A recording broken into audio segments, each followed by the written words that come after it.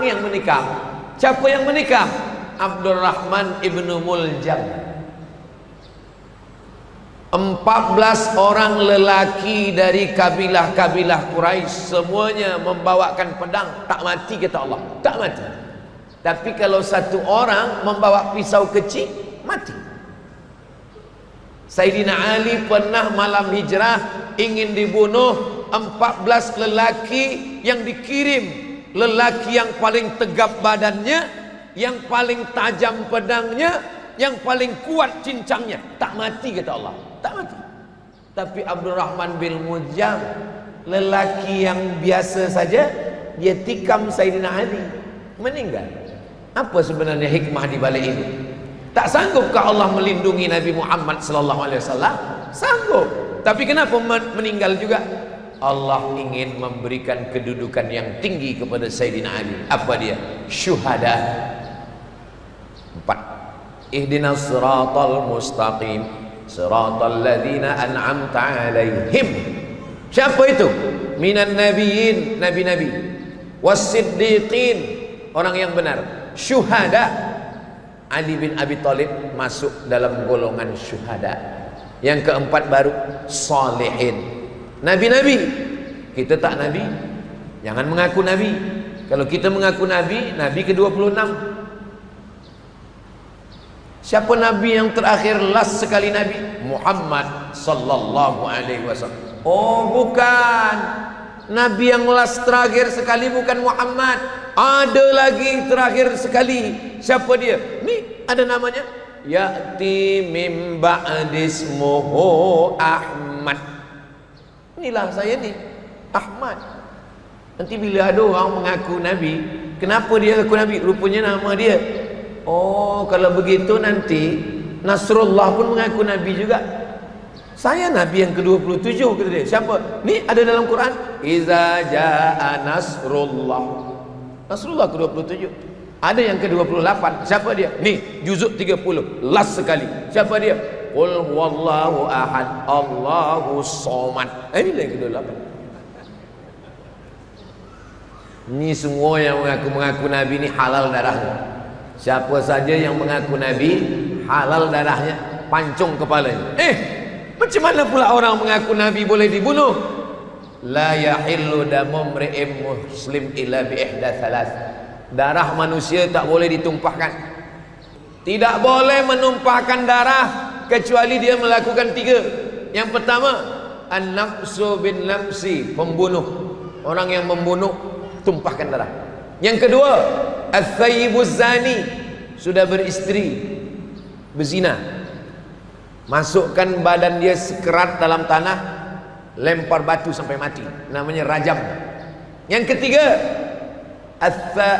at-tariku lidinihi al-mufariqu lil jamaah, orang yang murtad, halal darah dia.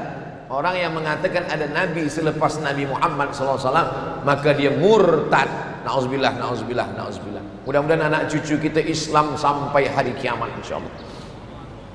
Ulama dulu kalau sebut kata murtad, na'udzubillah wal iyadzubillah, takut betul mereka mati dalam keadaan kafir. Kenapa?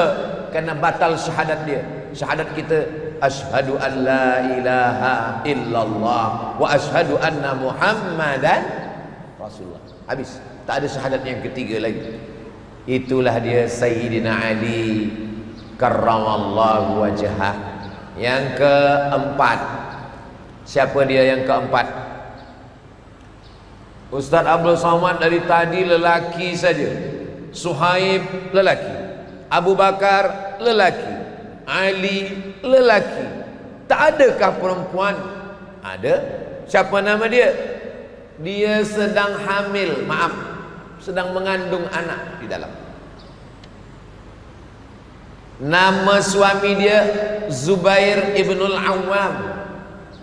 Lalu kemudian dia membawa makanan ke atas Jabal Thur, tempat Nabi menerima wahyu. Jabal Nur, tempat Nabi bersembunyi di atas 3 malam.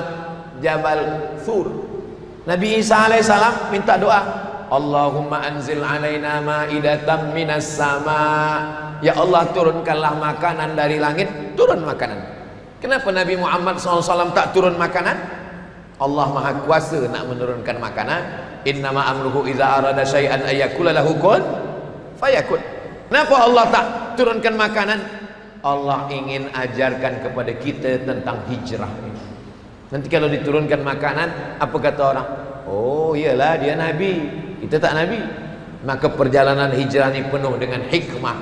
Maka seorang perempuan yang naik ke atas, saya manakala umrah menengok Jabal Sur dari bawah, ya Allah, jauhnya naik ke atas, curam, tajam, batu. Malam-malam dia datang ke atas membawakan makanan untuk Sayyidina wa Maulana Muhammad sallallahu alaihi wasallam. Oh, kalau 3 hari 3 malam, 3 kalilah dia naik ke Ustaz ke atas. Bukan macam tu. Makanan mereka dulu 4. Makanan Nabi zaman dulu tu 4. Yang pertama gandum, yang kedua kurma, yang ketiga zabib, kismis, yang keempat akid, susu kambing yang dijemur, dikeringkan. Jadi makanan mereka 3, 4 ni tak basi. Bukan macam kita. Kalau kita dihantar pagi, petang basi. Tempoyak, sambal belacan, nak menggulai kelapa lagi. Jadi jangan bayangkan makanannya macam makanan kita.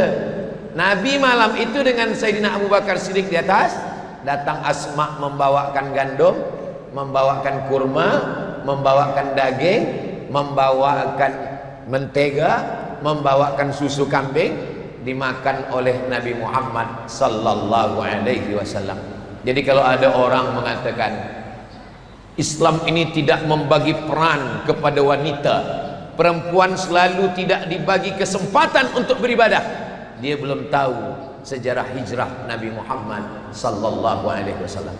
Siapa yang mengatakan perempuan letaknya rendah, dipijak-pijak di bawah tapak kaki, dia belum datang ke Masjid Sultan Ahmad Shah Bentong.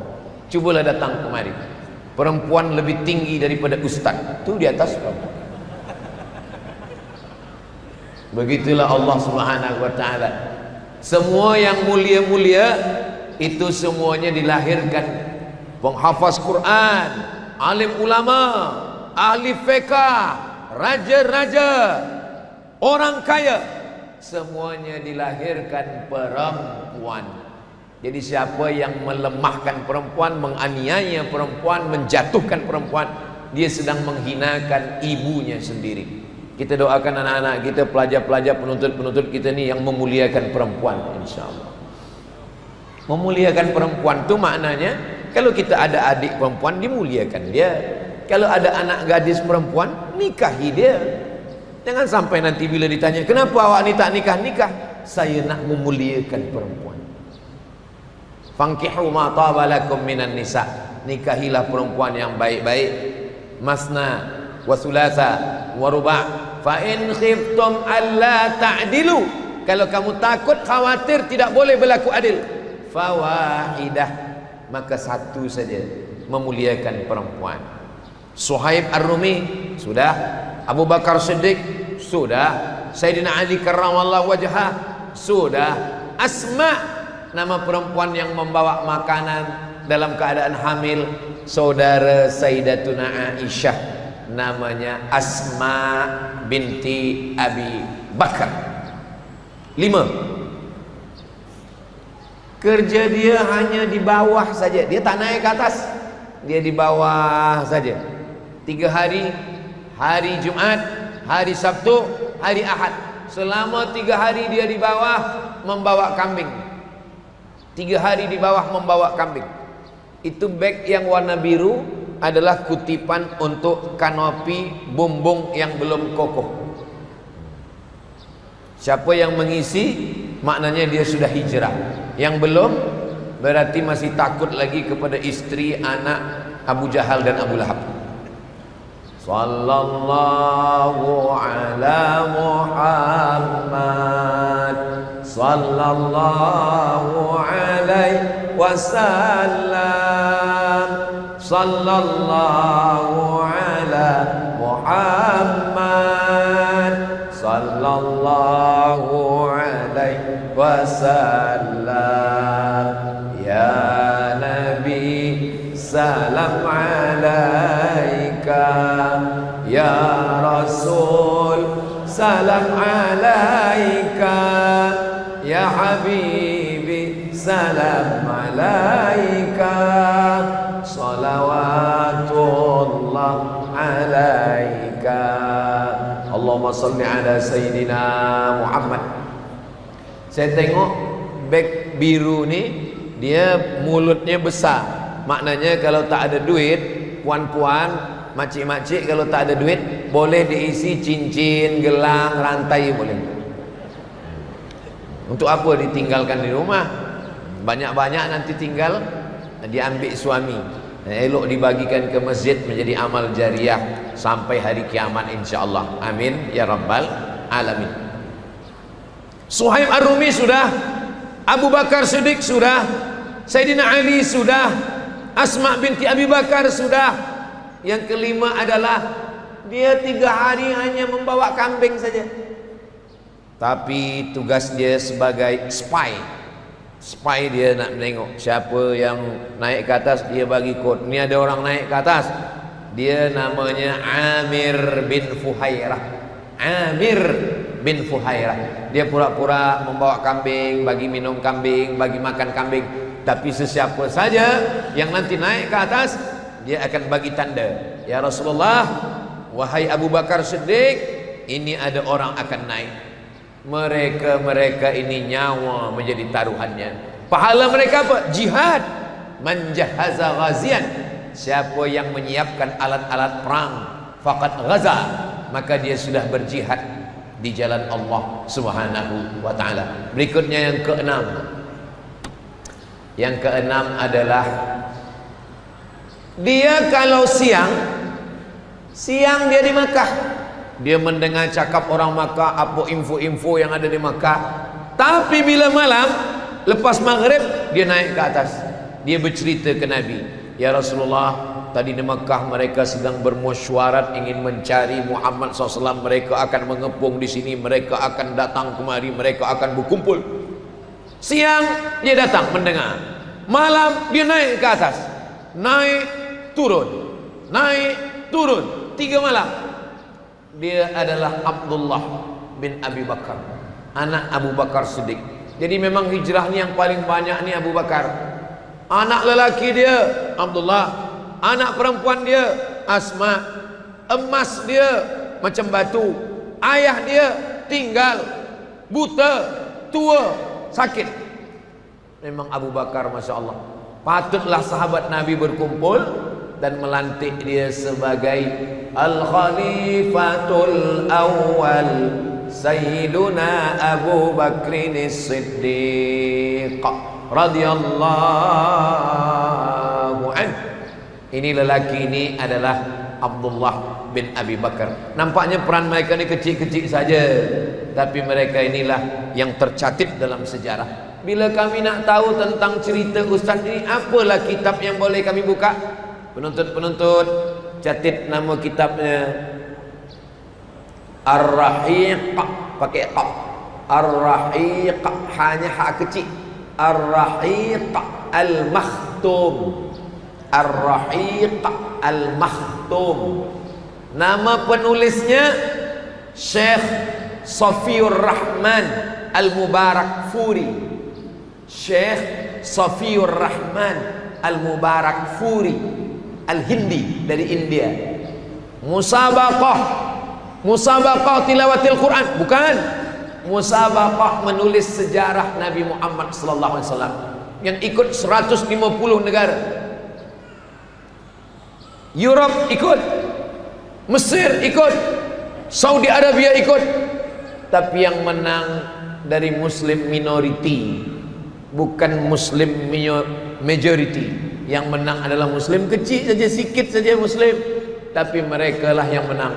Namanya Syekh Safiur Rahman Al-Mubarak Furi. Saya suka membaca ini sebab bahasanya moden, bahasanya tak susah, dan maklumatnya juga singkat-singkat, riwayatnya tak terlampau banyak. elok penuntut-penuntut baca untuk tahap awal. Nanti bila dah besar sikit, dah boleh baca kitab yang susah sikit, barulah baca sirah Ibn Katsir, sirah Al-Qurtubi, sirah ulama-ulama turas.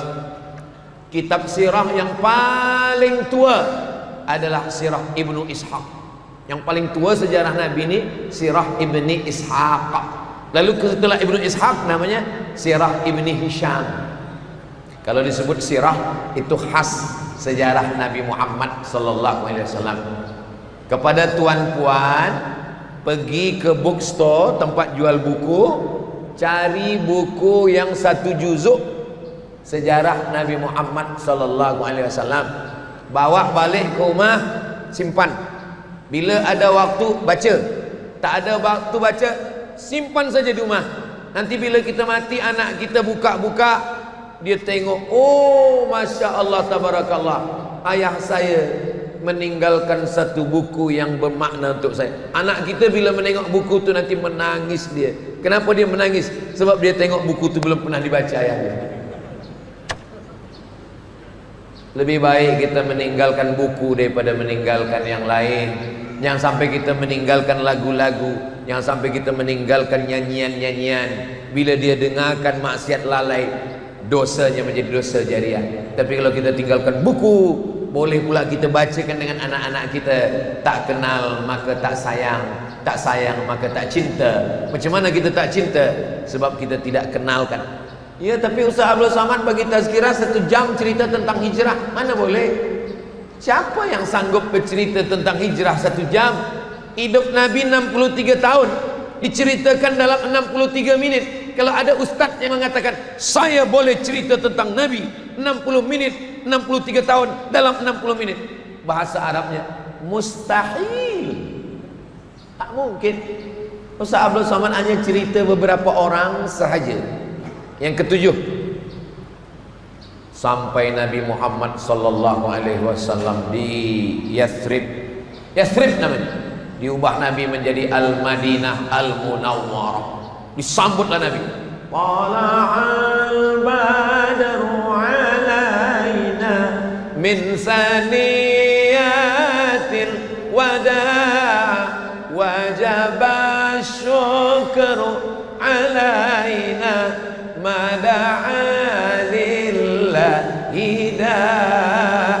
Ada seorang lelaki menengok dari jauh.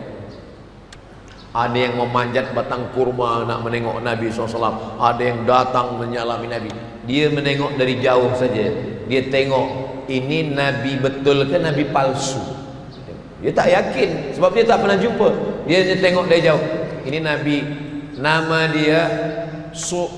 dia Husain. Ha, sad, ya, nun. Husain, pendeta Yahudi. Husain artinya itu kan antara masjid dengan rumah ada dinding. Dinding tu Husain namanya. Supaya pencuri tak masuk, maka dibinalah pagar batu itu Husain. Husain pagar batu pendek. Kalau pagar batu besar namanya Hisn. Kalau pagar batu pendek Husain. Cuba kalau ada orang namanya Husain, yang mulia pagar batu pendek, diubah Nabi nama dia Husain menjadi Abdullah. Nabi selalu mengubah nama orang Abdullah. Siapa nama awak? Husain. Nama awak saya ganti Abdullah. Nama ayah dia Salam, maka dipanggil dia dengan nama Abdullah bin Salam. Bila dia tengok Nabi dari jauh, dia pandang muka Nabi, dia pun datang kepada Nabi bertanya. Selepas itu dia pun bersyahadat, asyhadu an la ilaha illallah wa asyhadu anna Muhammadar Rasulullah sallallahu alaihi wasallam. Apa pesan Nabi kepada dia? Afshus salam, sebarkan salam. Assalamualaikum warahmatullahi wabarakatuh. At'imut ta'am, bagi makan. Kalau ada orang susah, orang miskin, fakir, bagi makan. Apa lagi? Wa tusalli bil laili wan nasu niyam. Tengah malam kalau ada orang tidur, sembahyang tahajud. Apa lagi? Tadkhulul jannata bisalam, engkau akan masuk surga dengan selamat. Dia masuk Islam, pendeta Yahudi, dia tengok ada tanda-tanda, inilah yang saya tunggu selama ini. Itulah turun ayat, apa kata Allah? Alladzina atainahumul kitaba, orang-orang yang kami datangkan Taurat dan Injil, Yahudi, ya'rifunahu, kenal dengan Nabi Muhammad sallallahu alaihi wasallam, kama ya'rifuna abna'ahum, mereka mengenal Nabi macam mereka kenal anak mereka sendiri. Bila dia tengok Nabi, inilah dia pun bersyahadat. Datanglah orang Yahudi datang menghadap Nabi Muhammad sallallahu alaihi wasallam. Nabi bertanya, kamu kenal Husain? Kata Nabi, oh ya, Husain pendeta kami, ayahnya pendeta kami, atuknya pendeta kami, dia orang baik, ayahnya orang baik. Kata Nabi, Husain sekarang ada di dalam, dia dah bersyahadat dan dia dah masuk Islam. Kamu kenal dengan Husain? Apa kata Yahudi? Husain orang paling jahat, ayah dia jahat, atuk dia pun jahat. Orang Yahudi cepat berbalik, kalau ikut dia orang paling baik, ayah dia baik, atuk dia baik. Tapi kalau dia tak suka, orang paling jahat, ayah dia jahat, atuk dia jahat. Jadi kalau ada kawan kita, jiran kita, dia sedang baik dengan kita, baik betul, tapi bila dia marah dengan kita, engkau jahat, ayah engkau jahat, atuk engkau jahat, itu Yahudi. Tapi itu tak ada di Bentong, itu adanya di luar angkasa. Yang di Bentong ni semuanya baik-baik semua, insyaAllah. Amin ya rabbal alamin. Datanglah orang Islam menjumpai Abdullah bin Salam, Husain tadi. Wahai Abdullah bin Salam, ya, ini ada ayat, alladzina atainahumul kitaba ya'rifunahu kama ya'rifuna abna'ahum. Orang yang kami datangkan Taurat dan Injil mengenal Muhammad seperti mereka mengenal anak mereka sendiri. Engkau kan pendeta Yahudi, betul? Engkau kenal dengan Muhammad? Saya kenal. Saya lebih kenal Muhammad sallallahu alaihi wasallam daripada anak saya sendiri, dan saya lebih yakin dia nabi daripada anak saya sendiri. Macam mana macam tu? Saya yakin dia nabi sebab yang saya baca dalam kitab saya tu macam itu betul yang ada pada diri dia. Tapi anak saya tak tahu, mungkin masa saya pergi dia buat maksiat dengan orang lain. Begitulah keyakinan kalau orang benar. Kalau memang betul begitu, kenapa mereka tak masuk Islam? Mereka takut hilang kuasa, hilang duit, hilang jawatan, hilang dunia. Maka mereka disebut yashtaruna bi ayatillah. Mereka menjual ayat-ayat Allah samanan qalila, dengan dunia yang murah, yang tak ada apa-apanya. Itulah dia Abdullah bin Salam. Berikutnya yang ke-8. Yang ke-8 adalah seorang yang datang ke Makkah, ke Madinah. Di Makkah dia orang kaya, jutawan. Bila dia sampai ke Madinah, dia sendiri. Namanya Abdurrahman bin Auf. Abdurrahman bin Auf sendiri. Nabi manggil Abdurrahman, Abdurrahman sini kejar. Ya. Disaudarakan Nabi dia dengan sahabat yang ada di Madinah, namanya Sa'ad bin Rabi'. Namanya Sa'ad bin Rabi'. Sa'ad sini, Abdurrahman sini. Nabi biasa mempersaudarakan, kalau ini businessman, dipersaudarakan.